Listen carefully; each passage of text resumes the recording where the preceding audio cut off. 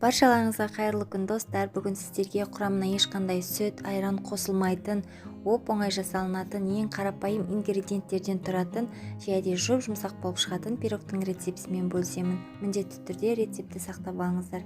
2 жұмыртқамызға шекерімізді салып, жақсылап миксердің ең жай жылдамдығымен жақсылап тұрып араластырамыз. Оның үстіне майонезімізді саламыз, тағы да жақсылап араластырамыз.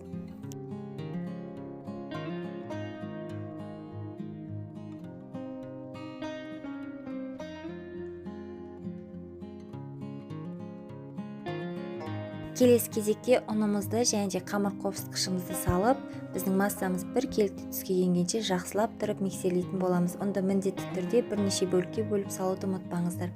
Сонда біздің пирогымыз жақсы көтеріліп шығатын болады.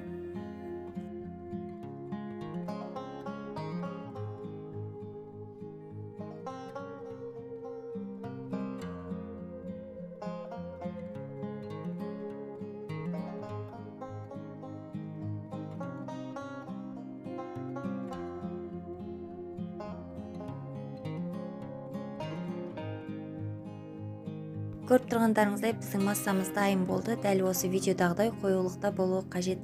Содан соң арнайы формамызға салып, қызып тұрған печкеде 170 градуста 30 минутта қызарып көтерілгенше пісіріп алатын боламыз.